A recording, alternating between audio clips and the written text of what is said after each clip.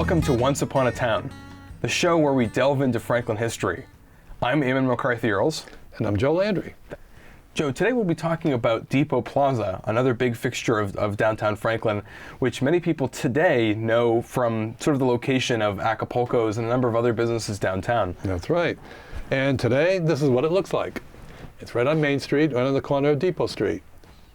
And originally, this plaza was built as three separate buildings. The first one to the left, the far left, was built in 1925. The second one in the middle was built maybe about a year or two later. And the third one on the far right was built close to 1930, 1931. And then I would also point out, there were two buildings, at the time that these were built, there were two other buildings on this lot. You can see on the far right where it says the Exchange Building. That's where the Exchange Building was. That was the building that in later years, a lot of our viewers might remember when Martin's department store was there. And then on Depot Street, down at the end, we see the Sentinel Building. And some of our viewers would remember when the Trading Post was there. Vera and Francis Ledbury had their little store there. Both the Exchange Building and the Sentinel Building were torn down in 1962. So they were gone then. And the namesake of this, of course, is the rail depot, the Dean College Station, as it's referred to now, but essentially a rail depot, which gives its name to the building here, or to this block, and to Depot Street as well. That's correct. Yeah. I noticed that in all my research, I see where names of blocks or names of buildings seem to take on the name of the people that owned them at the time, or something related, like you say, the depot. So they chose Depot Square or Depot Plaza. So, yep. And here's a picture that dates back to the 40s. We can see J.J. Newberry's in the picture, and they were in the first building. W.T. Grant was in the second one, and Stop and Shop is in the third building. And then, in later years, we see the design features we see the J.J. Newberry store. Now, if you look at the store, you can see these design features up on the facade of the building. And each one of those was located in front of a store. Now, when this building was built, it was built as a 9-store building. There were 9 little mini stores in this building. Let's see, 1, 2, 3, 5 of them were located on Main Street, and 4 of them were located around the corner on the Depot Street side of the building. So there were 9 little stores in that building. It's always amazing to me, looking at Franklin in the 1950s and 1960s, how much commerce was still in downtown. We've been slowly recovering a lot of that commerce in more recent years, but there was a long period of time where that sort of fanned out to big box stores along Route 140 and sort of toward the edge of town. That's right. And it's hard to imagine a Franklin that would be quiet enough that you could have diagonal pull-in parking on the main street without, everyone just getting rear-ended pulling out. I know. Well, Wrentham still has the diagonal parking. I hold my breath every time I go through Wrentham going home. But on the other hand, luckily a lot of cars have cameras these days, so hopefully that'll alleviate problems. But you're right, it can be scary. I mean, you see the backup lights and you hold your breath and hope he's looking. Now I'm showing this picture because this is the original Dean Hall, Dean Academy. The reason I'm showing this is because you can see the cupola on the roof. Here's a picture that dates back to between 1868 and 1872. And you can see houses in the middle of the picture. Those houses were where Depot Plaza is today. And the reason I pointed out that cupola is you see the cupola in the picture over in the far left of the picture. The cupola was there only between 1868 and 1872. Dean Hall was built and completed in 1868, but it burnt down in 1872. So that dates that picture between that 4-year period of time. And then here's another picture, shows the cupola. So again, same time frame. And you can see the buildings there where Newberry's was and W.T. Grant's. And it appears that this is probably after the Civil War, but this is the local militia at the time. Back before the National Guard existed, every single town in America mounted its own sort of militia, basically electing the different officers. You can see the person on the left-hand side has a sort of saber in hand, probably for marshaling the local troops. That's right. Yeah, because the Civil War ended in 1865, clearly 3 years before this picture could have been taken. So, but yeah, they're obviously standing in formation. I guess that's some sort of a uniform. It was after the Civil War, so it's not a Civil War uniform. But yeah, you're right. And then here's from the 1879 map of Franklin, which shows that whole block. We can see the Exchange building to the bottom of the picture. We can see the Sentinel building on Depot Street, and the houses that were later were torn down when Depot Plaza was built. And it's a real jumble of buildings. It's very interesting to me. The one that's closest to the tracks, the closest to the bridge, that's got to be a 4 or 5 story building right there. And there's also a pretty tall one right at the turn in Depot Street. It's very interesting. Wonder what those buildings were at that time. Well, the Ray block, you can see it was, you can just barely see the letter X in front of it. That was the Ray block that we talked about that was on Main Street between Depot Street and Dean Avenue. As you can see, the second Ray block was built just behind it. That wasn't built until 1888 or so. That was a separate building, although when you looked at those buildings, you thought it was one big building. In reality, it was just 2 separate buildings. So. And then the 1888 map, we see a different view of that area. And number 44 you can see is the Exchange building. Number 20 is the Sentinel building, and the buildings that were on that lot at that time. And this is probably one of the better pictures that I've seen that show the actual houses or buildings that were there, and they look like regular houses. But interestingly, Simon and Sons would move into the building that we see where the horse carriage is, right, just to the far right, when they moved out of the Metcalf block over to there around 1913, 1914. That's where they were located. Simon's was located there until the 30s when they moved over to East Central Street. And this would probably be this particular image probably within the first decade of the 20th century, right, given that you have the tracks in the picture for the trolley, but still mostly just horse-drawn carts and carriages and so forth in the picture. Right. Well, there's one giveaway that I see, and that's the Hotel Windsor, 1907. You can see it right in the middle of the buildings. They're right next to the Dana block. So when the Hotel Windsor's still there, 1907. Streetcars, 1900. So you're right. Yep, early part of the century. And this is a map from 1888. It shows the 2 parcels of land where Depot Plaza would eventually be located. And the property to the left was owned by Daniel C. Cotton. So I would hear that being referred to as the Cotton block and the Cotton property. The property to the far right was owned by a guy by the name of Alpheus A. Russecue. And he eventually became a postmaster in town, and he had the post office in that Exchange building when they moved over from West Central Street. And he had the post office there until around 1872 when the Ray block was built, and that's when they moved the post office there. And I would draw anyone watching's attention to the tracks. Actually, if you look by the train depot itself, the tracks are actually as much as 5 or 6 different tracks shown in this shown in this particular map, as well as 2 tracks. A lot hard to tell if they're 2 tracks side by side, going under the bridge, or just one. It's hard to imagine two different trains passing under that bridge. Maybe it is on the map just indicating a single set of tracks, but certainly the little switching yard may have. No, I remember when there were two sets of tracks. No kidding. Absolutely, wow. Yep. When the trains got bigger, they decided to do away with the tracks closest to the Main Street side. And, but definitely I remember when they had 2 sets of tracks. Yep. And then your comment about the 4 tracks in front of the depot, one of the earliest postcards of the depot, you can actually see the 4 sets of tracks. And then they did away with the ones closest to the depot in later years. And Franklin even actually had a turntable at one point in time in the 1880s for turning trains around and so forth. The engines, the locomotives, they had to be turned around. It was at the foot of Alpine Place, at the very end of Alpine Place, where at the corner of Milliken Avenue, down in there. In fact, some of the old the 1888 map actually does show that the turntable. Yeah, absolutely. And here's a picture that shows the Cotton property and the Rescue property from a different angle, and we can see that the post office was located in the Ray block, which is the building to the left, and there's that. And then here's the Dean Chilson map where they renumbered the town in 1913. Each of those lines represents 25 feet. So when they did the numbering, when you look at, like at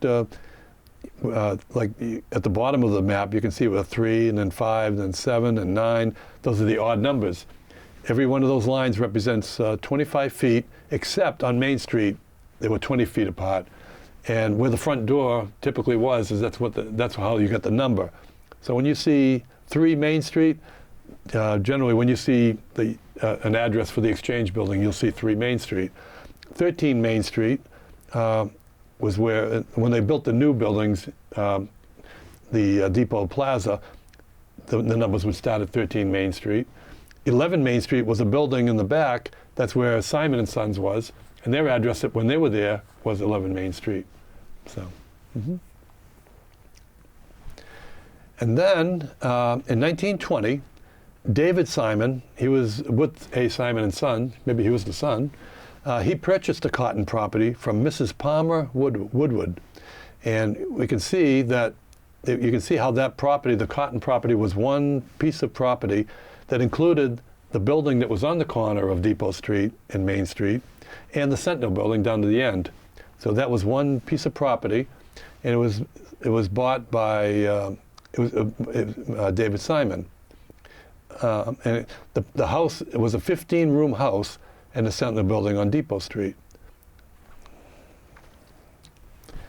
And then in 1924, David Simon sold the property to Harry Rubin of Boston. So Harry Rubin came in and said, I want to tear down the house. I'm going to leave the Sentinel building there, but I'm going to tear the house down and I'm going to build a new business block. And so he did. The house would be removed and a one-story attractive building of 9 stores would be erected. We talk, excuse me, we talk about the 9 stores in that building. Well, that was his plan. It would be a brick building with storefronts, and construction would start immediately. And this is November rather. And he says it's calling for the completion by January. 2 months later? Wow. Wasting no time. No time. And so looking down, this is from Google Earth, you can see the first building was, within 2 weeks he started demolishing the cotton house and began construction on the first of the 3 buildings. It's funny, Harry Bullocken, who was also very prominent in town, he purchased the lumber and the piping from the house as it was being demolished. So he was repurposing a lot of this, recycling. So it was fashionable back then. So we talked about the building being built starting in November of 1924. In March of 1925, just 4 months after the house was demolished, and during the middle of the winter, the Rubin block would be completed in 4 months. Wow. Pretty good turnaround. So, yeah. The J.J. Newberry Company would open their new store along with others. Some people ask, what did J.J. Newberry, what did J.J. stand for? John Josiah Newberry. And he operated his store as a cash-only store. But he felt that by doing it that way and doing away with credit accounts and dealing strictly on a cash basis, he would eliminate bookkeeping and all that. It would prevent the collection of bad debts, and he could pass those savings on to his customers. So maybe that's why they called it a 5 and dime, I guess. I don't know, but yeah, but cash only. Yeah. And then there were other stores that were in the Rubin block. Here's an article that appeared, an advertisement announcing that there were empty stores, the finest location in town. The new block was just finished, and this was in April of 1925. And then on the side, Depot Street side, we can see the stores that were there. We see the White Star Cafe was in there, and as I mentioned before, the design statement up on the facade, you can see where each little store had its own design statement, and you can see the 2 individual stores right there. So that would kind of give you an indication of the size of those stores. And eventually some stores would leave, and then other stores would expand into that. We'll see a lot of that as we move along. Here's some of the stores that did go in there. In 1925, you had Merritt Shoe, and you had A. Corey clothing, I guess it was. And then 1926, Blackbird, ladies tailoring and specialty, other stores, Mrs. L.D. Walker's, Lockhart Dresses. Over on Depot Street side, you had MS Electric Shop, H&V Auto Supply, the different businesses that were in there. Really quite a variety, it seems like, in terms of clothes, auto parts, so they were filling up everything. Right. They were filling up the building with stores. However, in April 1926, there was a big fire in the Rubin Block. It started in the Corey store, and this happened 10 months after he finished building the block. Caused considerable damage. As the article says, it was a stubborn blaze in the new Rubin Block. 2 lines of hoses were immediately laid. Heavy smoke poured from every crack. The origin of the blaze was soon located in the rear of Corey's Dry Goods.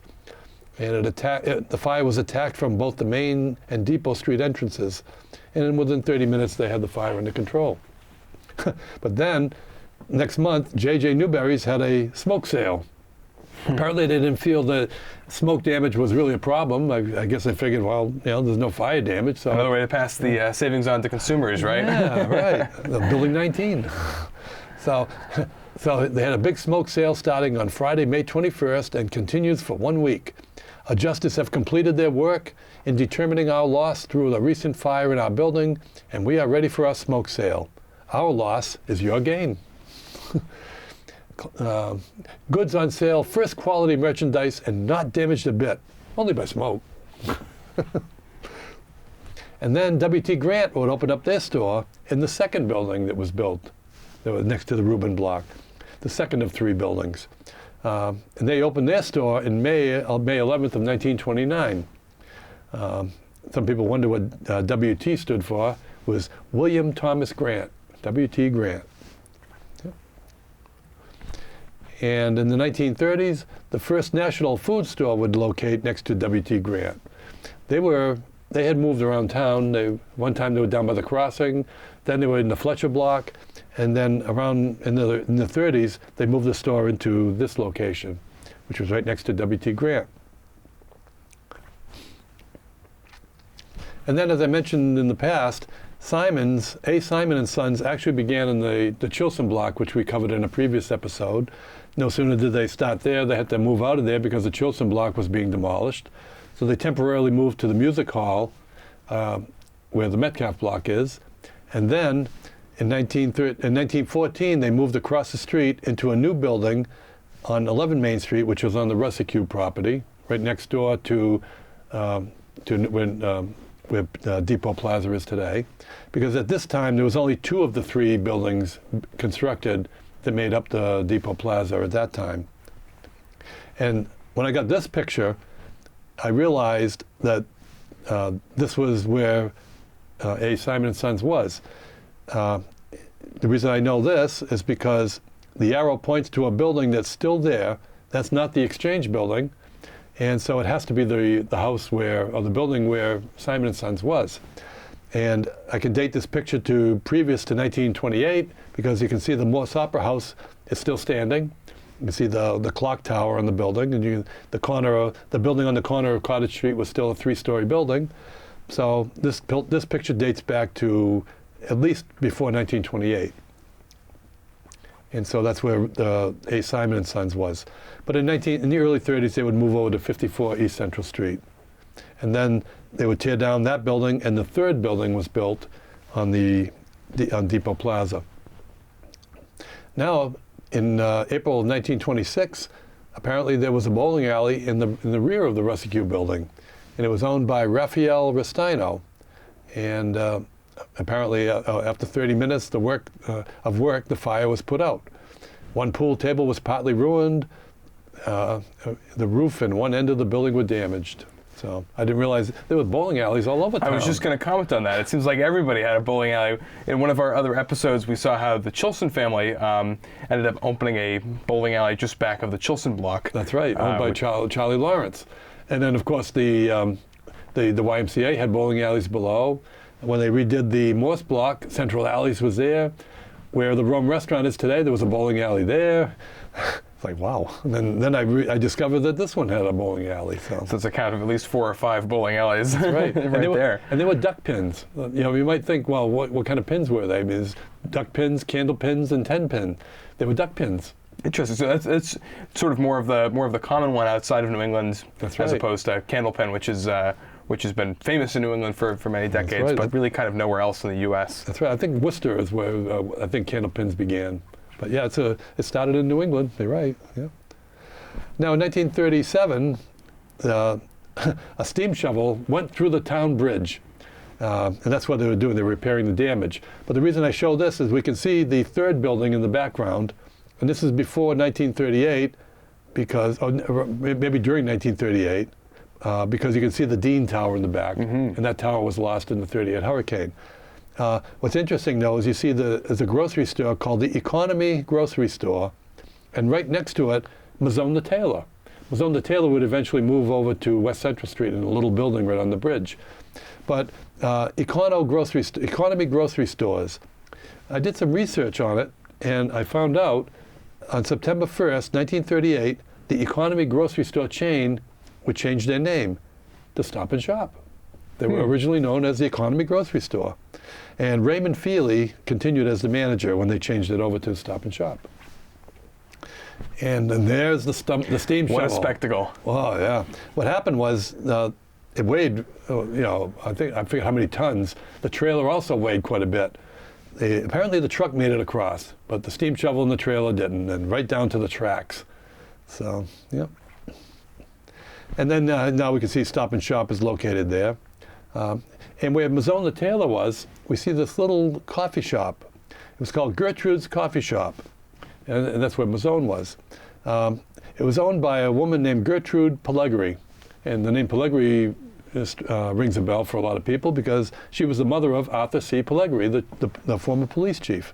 And this was probably a picture, I'm assuming, from Stanley Chilson's film from about 1941. This looks like the Valentine's Day storm of was it 1940 or 41? 40. 40. Yeah, you're exactly right. And we're so lucky to have color footage of 1940 right. now, almost 80 years later. That's right. Of Franklin at that point in time. Yeah, I've drawn heavily from the Chilson films for a lot of these pictures, and it really helped me to show different things. Gertrude's Coffee Shop, it opened in May of 1940, but then a cigarette was blamed for a fire in the coffee shop. And in the midst of the fire, a waitress, Miss Louise Pellegri, which was Gertrude's daughter and Arthur C.'s sister, she fainted while standing out in front of the shop.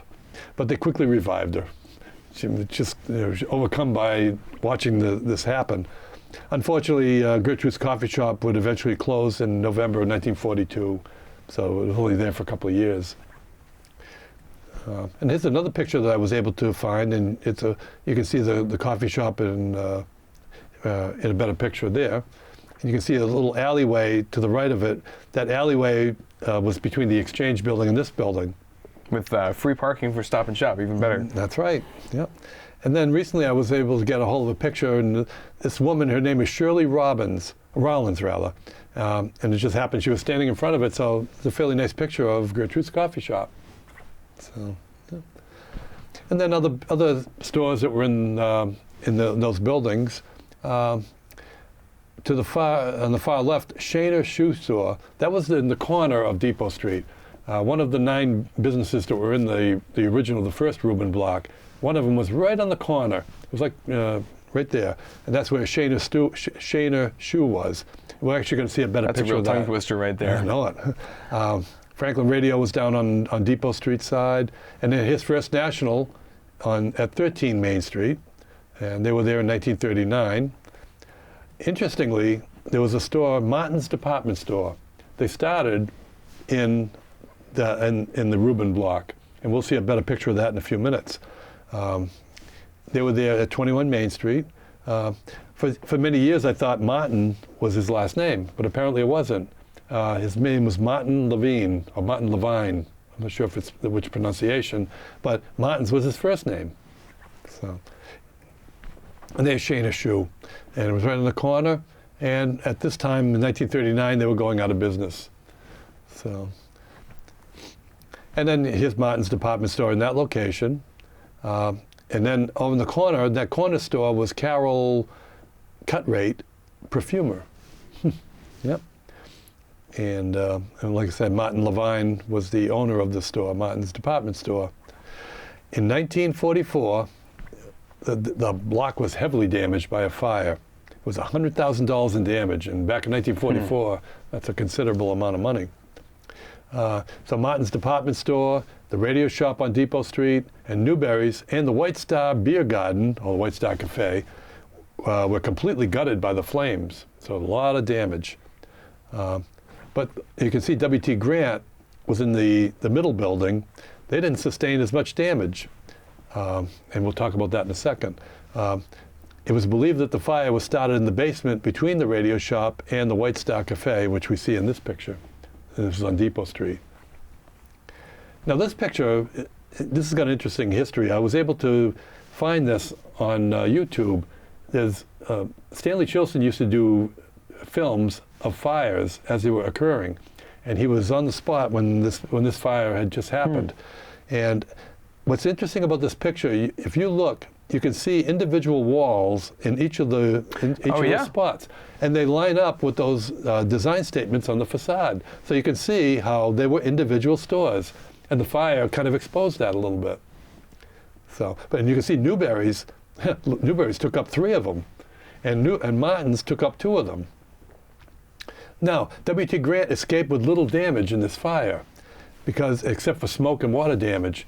And the reason for that was due to the firewall that separated the 2 buildings. Remember, I was saying that W.T. Grant was in the second of the 3 buildings. So it served as a pretty good firewall. So they only suffered smoke and maybe some water damage. Yep. And of course, they had their own fire sale as well, too, a smoke sale. And then in 1945, as the block was being repaired, they were looking for carpenters at $1.60 per hour to help repair the damage. You can see Depot Street on the side. And then in 1946, in April, they reopened J.J. Newberry's.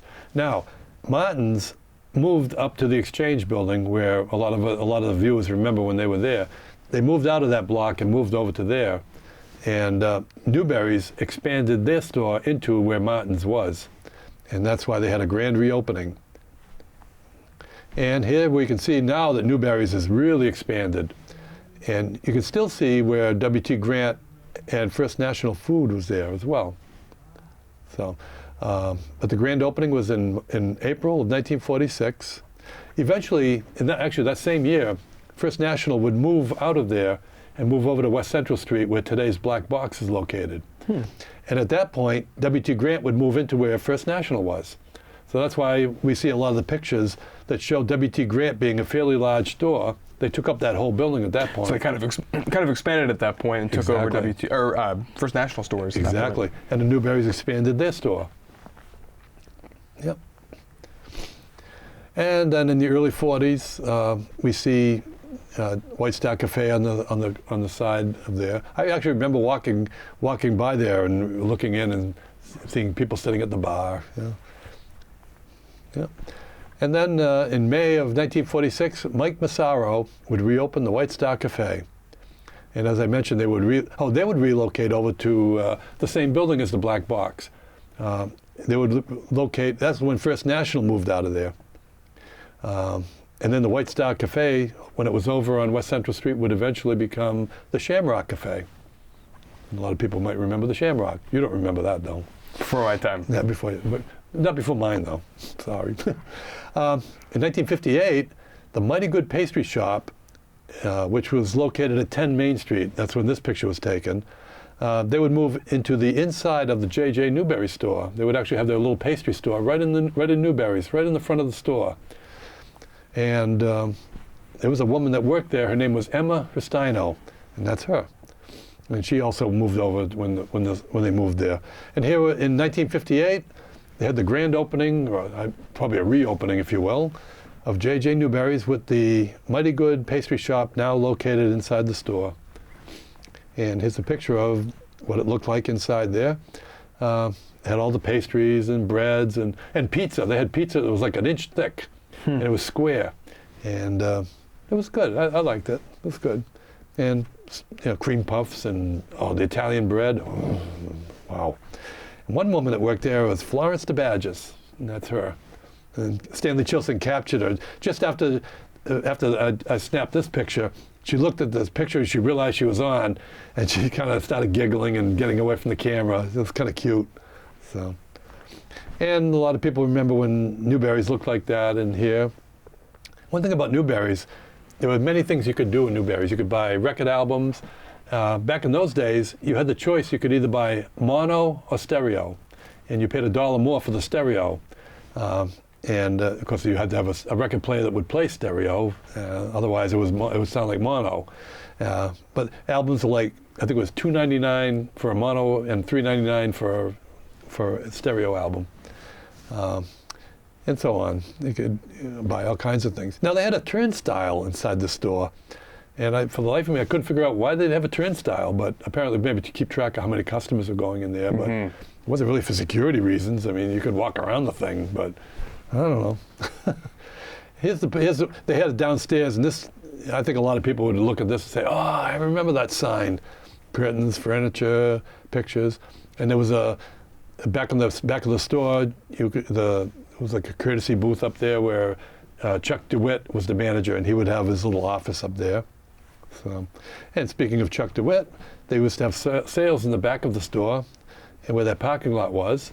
And there's Chuck DeWitt holding sales. I don't think they were auctions. I think they were sales.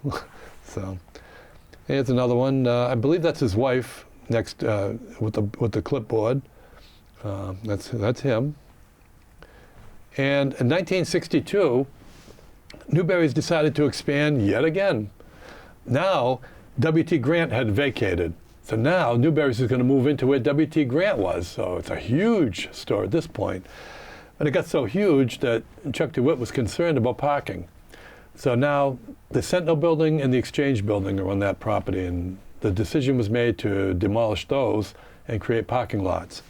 And so that's why they did that. So in 1962, as the article says, Main Street would take on a new look shortly with the complete store front renovation of J.J. Newberry's, which will expand into the old W.T. Grant store.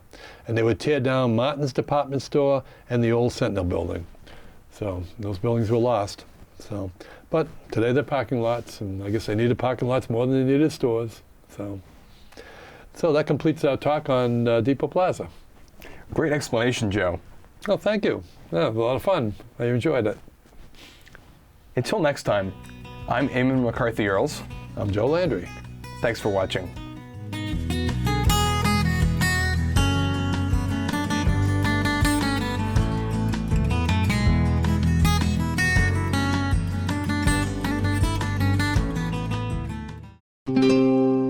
This program was made possible by your Franklin friends and neighbors, good folks just like you. Thanks for supporting Franklin TV. And thanks for watching.